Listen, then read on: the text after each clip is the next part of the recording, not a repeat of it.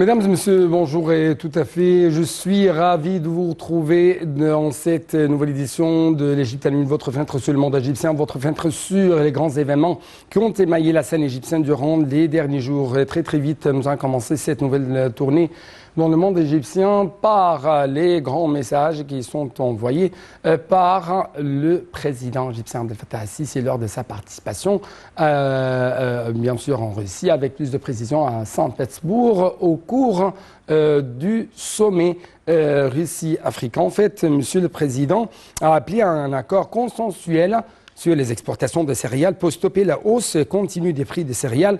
Et ça, bien sûr, lors de son discours prononcé vendredi au cours de ce sommet Russie-Afrique à Saint-Pétersbourg en Russie. Les explications avec notre collègue Dalia Karam.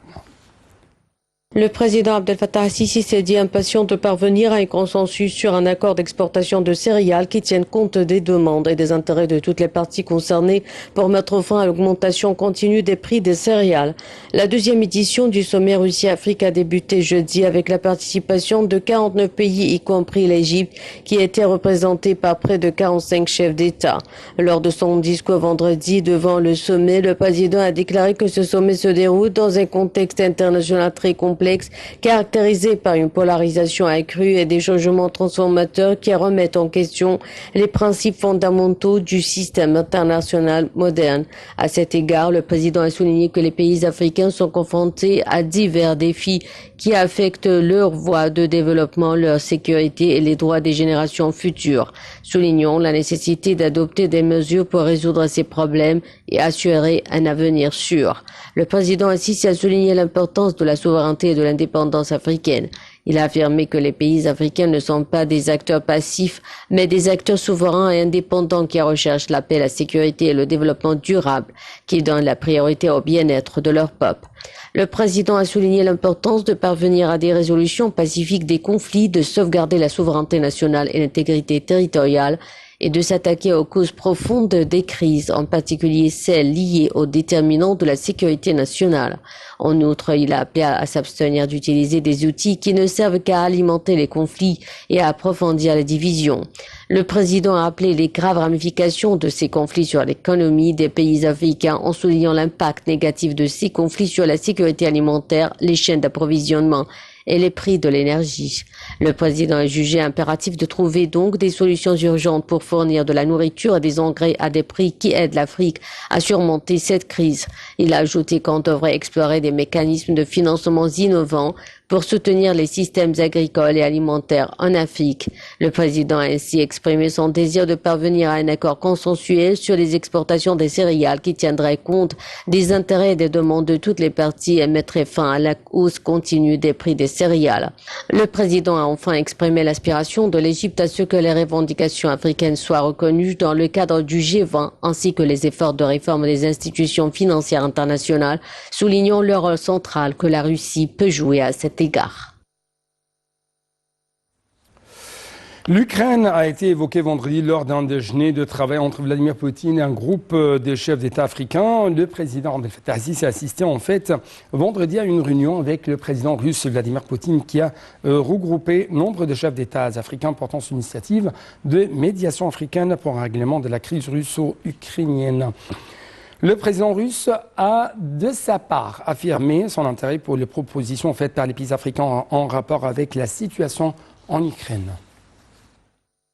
Le président Abdel Fattah al-Sisi a examiné vendredi, lors d'un déjeuner de travail avec le président russe Vladimir Poutine et d'autres dirigeants africains, l'initiative de médiation africaine visant à régler la crise russo-ukrainienne, selon un communiqué du porte-parole de la présidence égyptienne Ahmad Fahmy samedi.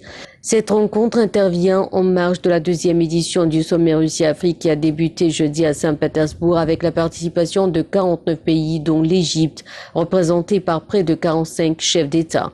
Selon le communiqué, les dirigeants ont discuté des développements récents concernant l'initiative africaine visant à mettre fin à la crise russo-ukrainienne, réaffirmant l'enjeu de l'Afrique dans le conflit qui a un impact négatif sur la sécurité alimentaire, les finances et le secteur énergétique du continent. La réunion s'est conclue par un accord pour poursuivre l'agenda africain en développant des mécanismes pour encourager un engagement positif de la Russie et de l'Ukraine dans un proche avenir, selon la déclaration. Vendredi, M. Poutine a déclaré que Moscou a examiné avec attention les propositions faites par certains dirigeants africains pour mettre fin au conflit. Il a déclaré que la Russie respecte ses initiatives et les examinerait attentivement. Il a rappelé que les précédentes initiatives de médiation étaient monopolisées par les démocraties dites avancées.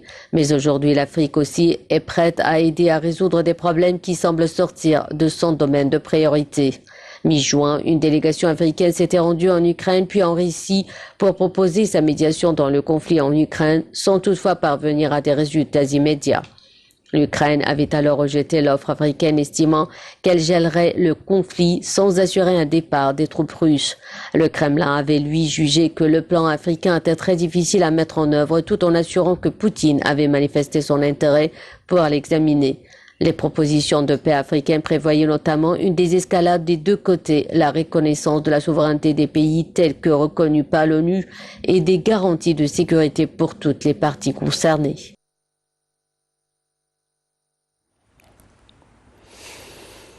En fait, des factions palestiniennes ont amorcé une réunion dimanche en Égypte pour discuter des efforts de réconciliation au moment où le conflit israélo-palestinien gagne en intensité en Cisjordanie, toujours occupée par Israël. La rencontre dans la ville égyptienne d'Al Alamein sur la mer Méditerranée porte notamment sur des moyens de rétablir l'unité nationale et de mettre fin à la division. La réunion en Égypte a été invitée par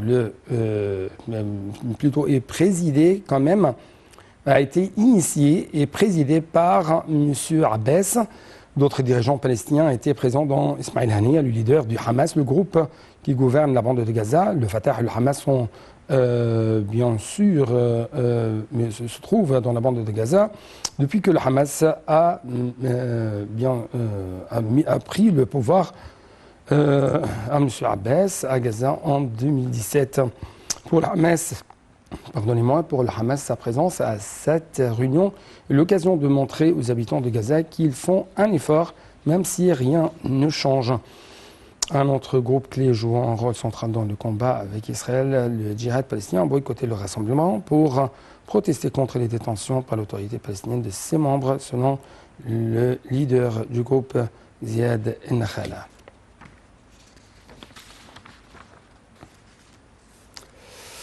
Arrivons ainsi, chers téléspectateurs, à un autre reportage tout à fait important. Il s'agit du gouvernement égyptien qui déploie d'intenses efforts afin d'atténuer au maximum l'impact de la décision de la Russie d'arrêter l'accord d'exportation des céréales de l'ONU.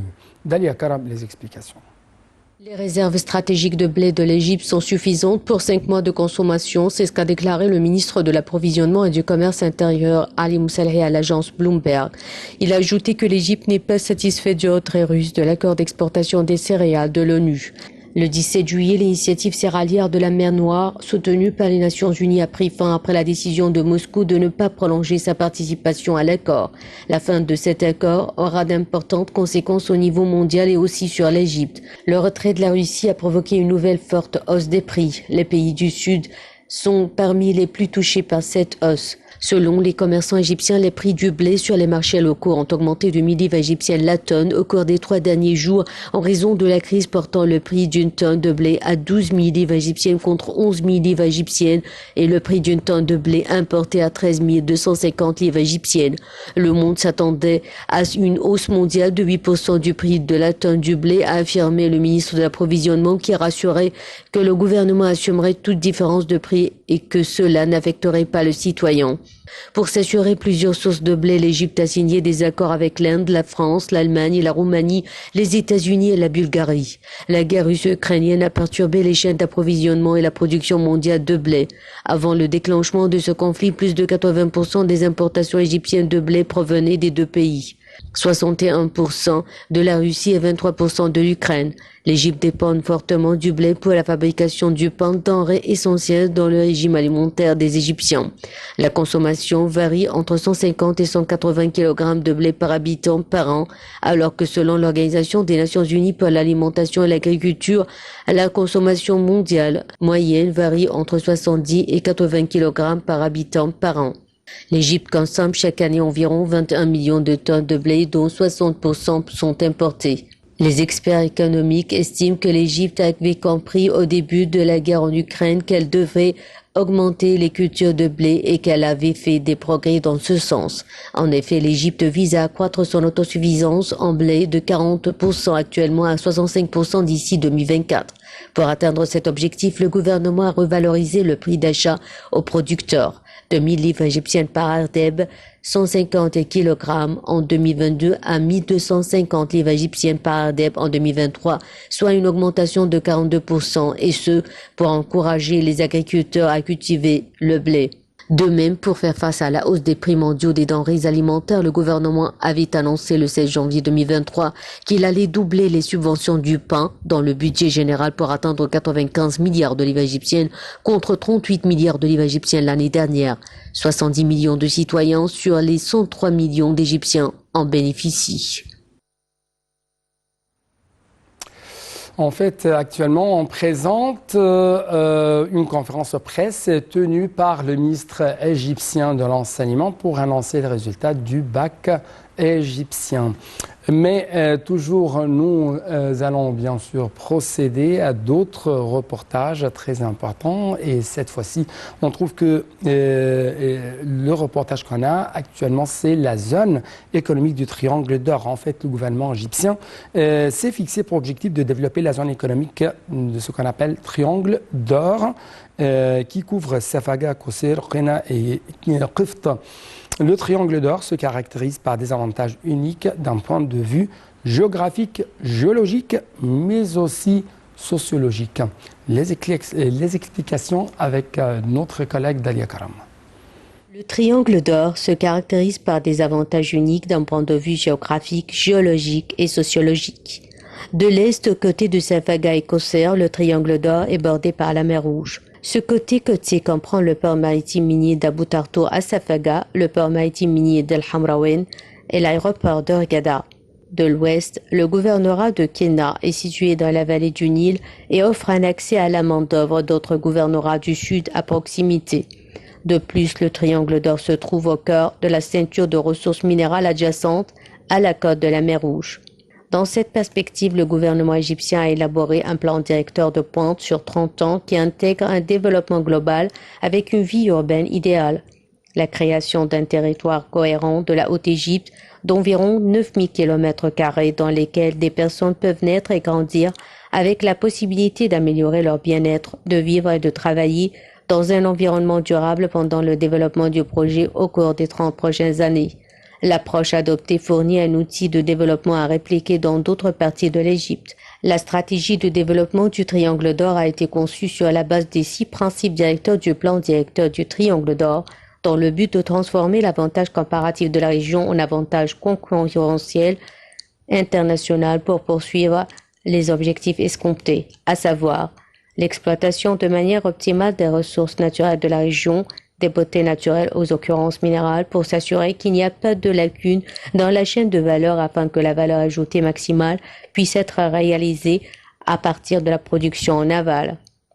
Le développement des investissements d'ancrage réalisés par les grandes entreprises qui offriront aux micro, petites et moyennes entreprises la possibilité de jouer pleinement leur rôle dans les chaînes de valeur sectorielles respectives pour fournir des produits et services en aval. L'encouragement de développement de clusters qui ajoutent de la valeur et d'importants gisements minéraux et produits agricoles et chercheront également à agir comme un pôle d'attraction pour les micro, petites et moyennes entreprises. La fourniture des services techniques pour aider les micro, petites et moyennes entreprises à renforcer leur capacité à innover et à se développer. La génération d'une croissance économique équilibrée qui se traduira également par l'amélioration de la scolarisation et de l'enseignement des compétences professionnelles ainsi que par l'amélioration des normes de services sociaux, de services publics et d'infrastructures. En fait, le site web Travel of Path, spécialisé dans le tourisme et les voyages, a publié récemment un reportage photo pour expliquer les raisons pour lesquelles l'Égypte est devenue l'une des destinations les plus attractives pour les touristes au niveau mondial. Justement, citons entre autres les stations balnéaires presque paradisiaques de l'Égypte, mais aussi les monuments spectaculaires des Égyptiens. Site web Travel of Path, spécialisé dans le tourisme et les voyages, a publié un reportage photo couvrant les principales raisons qui attirent les touristes en Égypte en 2023, affirmant que cette année devrait atteindre un nombre record de touristes.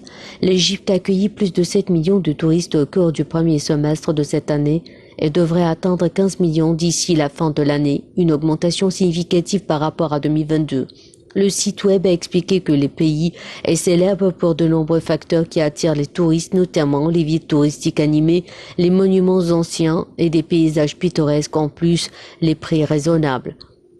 Le rapport explique que les touristes peuvent utiliser leurs cartes de crédit en Égypte car l'utilisation des cartes de crédit est devenue plus courante dans les hôtels, les restaurants et les zones touristiques.